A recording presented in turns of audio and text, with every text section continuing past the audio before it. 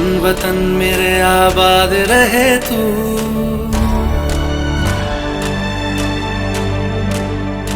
ऐ वतन वतन मेरे आबाद रहे तू। ऐ वतन वतन मेरे आबाद रहे तू।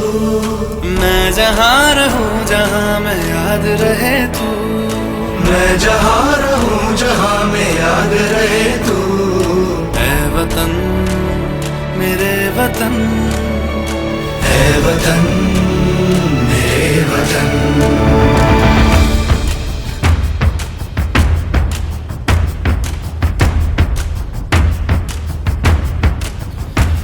तू ही मेरी मंजिल है पहचान तुझी से। तू ही मेरी मंजिल है पहचान तुझी से। पहुँचूं मैं जहाँ भी मेरी बुनियाद रहे तू। पहुँचूं मैं जहाँ भी मेरी बुनियाद रहे तू। ऐ वतन वतन मेरे आबाद रहे तू। मैं जहाँ रहूं जहाँ मैं याद रहे तू। ऐ वतन मेरे वतन। ऐ वतन मेरे वतन।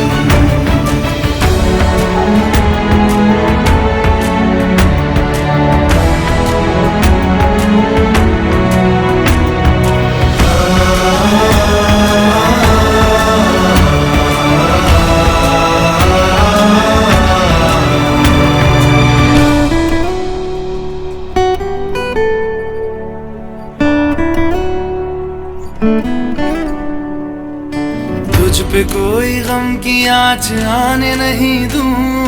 तुझ पे कोई गम की आँच आने नहीं दूं। कुर्बान मेरी जान तुझ पे शाद रहे तू। कुर्बान मेरी जान तुझ पे शाद रहे तू। ऐ वतन वतन मेरे आबाद रहे। मॅडम, आज आपण नानाजींच्या 56व्या स्मृतिदिनानिमित्त इथे जमलेलो आहोत. नानाजींच्या आठवणींना उजाळा देत आहोत.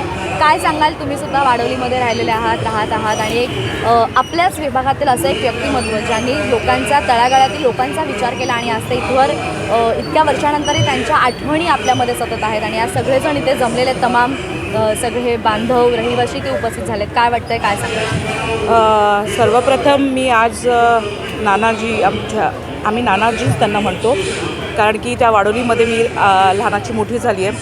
नानांना लहानपणापासून आम्ही पाहिलं नाही आहे मी, पण माझ्या वडिलांकडून वाडोलीतून फार ऐकलेलं आहे त्यांच्याबद्दल. म्हणजे आम्ही त्यावेळी त्यांच्या जवळ काही गेलेलो नाही, पण शरद आचार्यांच्या जवळ गेलं. म्हणजे त्यामुळे नानाजींची प्रतिमा शरद भाऊंमध्ये होते. म्हणजे त्याच्यावरनं आम्हाला नानाजी कशा प्रकारे असू शकतात हे कळलं.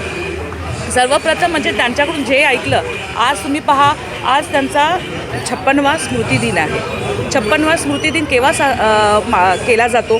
ज्यावेळी एखाद्या व्यक्तीचं कार्य अफाट असतं आणि ते कार्य जिवंतपणे लोकांमध्ये राहतं, तेव्हा स्मृतिदिन हे केले जातात. आणि आज तुम्ही पाहाल तर ह्या चेंबूर परिसरामध्ये नानांजींचं एक नाव होतं. ते स्वातंत्र्यसेनानी, देशभक्त होतं आणि शिक्षण महर्षी होते आणि सामाजिक कार्यामध्ये त्यांचा हातखंडा कोणीही घेऊ शकत नाही. सर्वसामान्य कार्यकर्त्यांसाठी, सर्वसामान्य लोकांसाठी ते झटलेले एक व्यक्तिमत्व होतं. आज वाडोली गावामधची ओळख आहे ना, ती आचार्य फॅमिलीमुळे आहे, नानांजीमुळे ओळख आहे, शरद भाऊंमुळे ओळख आहे. की शरद भाऊ महापौर झाले होते, नानाजी स्वातंत्र्यसेनी, देशभक्त होते. ते वाडोली म्हणजे काय? आचार्य फॅमिली. वाडोली म्हणजे काय? नानाजी. वाडोली म्हणजे काय? शरद भाऊ. हा ही ओळख वाडोलीची आहे. त्याचप्रमाणे ह्या चेंबूर परिसरामध्ये ज्यावेळी शिक्षणाचा एक जो पायंडा घातला गेला होता, त्याचा पुढाकार हा नानाजी आचार्य आणि इथले जे महर्षी होते, म्हणजे स्वर्गीय अशू अडवाणी असू दे, गबा पंत वगैरे असू दे, ह्या अशा अनेक पाटील आहेत, ह्या अशा अनेक विभूतीने ह्या चेंबूरला एक शिक्षणाचं हब केलं आहे. बघा, आज शिक्षणामध्ये पाहिलं तर इतके चांगले कॉलेजेस आणि इतक्या शाळा इथे उपलब्ध आहेत. तर त्याची देण आहे ही नानाजी आचार्य आणि हे जे शिक्षणाच्या क्षेत्रामध्ये काम करणाऱ्या आमचे स्वर्गीय अनेक महान पुरुषांची आहे इथल्या चेंबूरच्या, ज्यांचं हे योगदान आहे. आज हे गार्डन पहा, इतकं सुंदर गार्डन आहे. हे गार्डन निर्मितीमध्ये पण त्यांचा पुढाकार होता नानाजींचा. बरं, अनेक वस्त्यांमध्ये त्यांचं सामाजिक कार्य होतं आणि आचार्य कॉलेजसारखं एवढं मोठं कॉलेज आहे. जे सर्वसामान्यांचं कॉलेज आहे, हे महत्त्वाचं आहे. सर्वसामान्य विद्यार्थ्यांसाठी असलेलं कॉलेज आहे ते, जिथे फी अगदी कमी दरातली आहे, अल्प दरातली म्हटलं जाईल, माफक दरातली आहे, ज्यामुळे सर्वसामान्य विद्यार्थी तिथे शिक्षण घेऊ शकतात आणि त्या शिक्षण घेऊन अनेक क्षेत्रामध्ये विद्यार्थी पुढे गेलेले आहेत. त्यामुळे हे योगदान जे नानाजींचं आहे ते चेंबूरवासी विसरू शकत नाही. त्यामुळे स्मृती दिन हा साजरा त्यांचा लोक स्वतः उत्स्फूर्तपणे करतात, त्यांचा परिवार करत नाही आहे. तुम्ही आज बघितलं शिक्षण क्षेत्रातली, सामाजिक क्षेत्रातली, विविध क्षेत्रातली लोक त्यांच्या स्मृती निमित्त उपस्थित राहतात आणि त्यांची आठवण करतात. त्यांनी दिलेलं जे कार्य आहे, जे सामाजिक शैक्षणिक, त्याचा वसा घेऊन चेंबूरवासीय आणि चेंबूरच्या सामाजिक क्षेत्रातली लोक, आज हे अग्रेसर नाव आहे नानाजी आचार्य, हे घेऊन लोक काम करतात. याच मी पुन्हा एकदा आपल्या माध्यमातून या अशा महान विभूतीला, ज्यामुळे आमचं चेंबूरचं नाव आहे, स्वर्गीय नानाजी आचार्यामुळे, त्यांना विनम्र अभिवादन करते. धन्यवाद. खूप खूप धन्यवाद मॅडम. सर, काय सांगाल, आज आपण नानाजींच्या 56व्या स्मृतिदिनानिमित्त इथे आलेलो आहोत आणि आपण बघतोय की भरपूर म्हणजे विविध क्षेत्रातील अनेक मान्यवर मंडळी इथे उपस्थित राहिलेली आहेत. आपण त्यांच्या आठवणींना उजाळा देतोय. 56 वर्षानंतर सुद्धा असं वाटतंय की हे सगळ्या काही गोष्टी नुकत्याच घडून गेलेल्या आहेत आणि आज आपण सुद्धा इथे हजेरी लावली आहे. काय वाटतंय, काय सांगाल नानाजींबद्दल 2 शब्द? खरं म्हणजे चेंबूर म्हणलं तर आचार्य परिवार म्हणलं तर प्रामुख्याने नानांचा उल्लेख करावा लागेल. कारण आज जे चेंबूरचं वैभव दिसतं आहे ते केवळ आणि केवळ नानाजींमुळे दिसतं आहे. कारण ब्रिटिशांच्या काळापासून जे नानाजींचा जो त्याग आहे आणि चेंबूर घडवण्यासाठी सतत प्रयत्नशील राहिले आणि ज्या गोष्टी म्हणजे जातपात धर्म वगैरे न मानता सर्वांना घेऊन जो चेंबूर आज दिसतोय आपल्याला, जो विकास झालेला आहे, तो केवळ आणि केवळ आचार्य परिवार. आणि खास करून मी सांगेल की नानाजींनंतर शरद भाऊंनी जो नानाजींचा वसा घेऊन पुढे चालवला आणि त्या प्रभागाचं मला नेतृत्व करायला मिळालं, त्या प्रभागाचा मी नगरसेवक आहे, त्याचा मला खूप मोठा अभिमान आहे. कारण ज्या ठिकाणी मी लोकप्रतिनिधी असताना जात होतो त्या ठिकाणी शरद भाऊंचं, नानांचं नाव घेतल्याशिवाय लोक राहत नाही. आजही लोक तेवढ्याच उत्साहाने आणि तेवढ्याच ताकदीनं शरद भाऊंचं नाव घेऊन सांगतात की भाऊ असे, भाऊंची काम करण्याची पद्धत अशी होती, भाऊंचं तसं होतं. परंतु ती प्रेरणा घेऊन त्यांच्या पावलावर पाऊल ठेवून काम करण्याचा मी प्रयत्न केला आणि माझ्या प्रभागामध्ये मी पूर्णपणे ताकदीनं त्याच पद्धतीनं काम करून एक शिवसेनेची वेगळ्या प्रकारचा ठसा उमटावा त्या पद्धतीने मी काम करून प्रभागातील लोकांना न्याय देण्याचा प्रयत्न केला.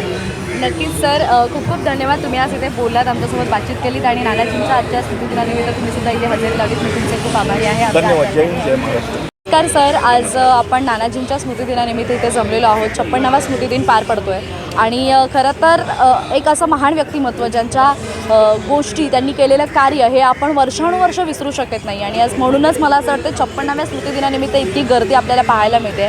आज आपण सुद्धा इथे आलेला आहात. काय सांगाल, नानाजींच्या आठवणींना कसा उजाळा द्याल? मला असं वाटतं की नानाजींचं मी लहानपणापासून नावच ऐकतो आहे. म्हणजे आचार्य सुबोध सरांचे वडील शरद आचार्य वगैरे या लोकांनी खरं चेंबूरची वसाहत उभी केली. ते शिल्पकार म्हणायला म्हणजे शिल्पकारच आहेत ना ही लोक सर्व.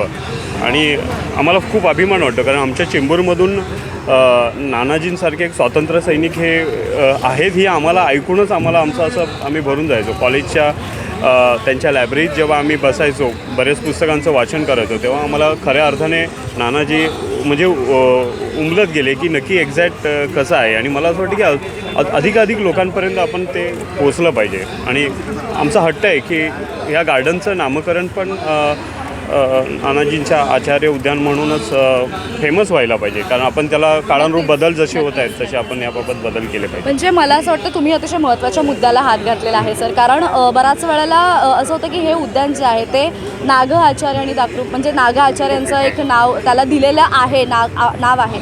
परंतु आपण कुठेतरी हल्ली बऱ्याच जणांना ते माहीत नाही आहे. पाश्चिमात्य संस्कृती आपण आजमावत आहोत, पाश्चिमात्य संस्कृतीकडे वळत आहोत आणि त्यामुळे जे मूळ आहे कुठेतरी ते दूर चाललं आहे. आणि त्यामुळे तुम्ही जो एक संदेश दिला तो अतिशय महत्त्वाचा आहे की हे आचार्य उद्यान आहे ते आचार्य उद्यान म्हणूनच पुढे आलं पाहिजे. सर, त्याचबरोबर आज तरुण पिढी, लहान म्हणजे शाळेतील विद्यार्थीसुद्धा ह्याच्यामध्ये सहभागी झालेले होते.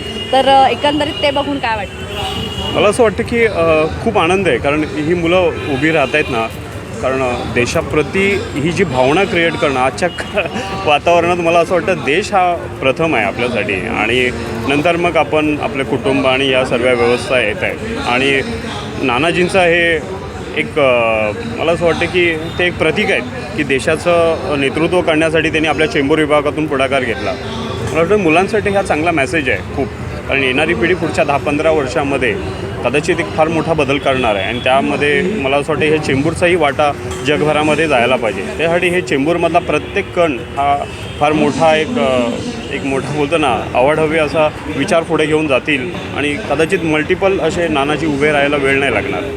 नक्कीच. खूप खूप धन्यवाद.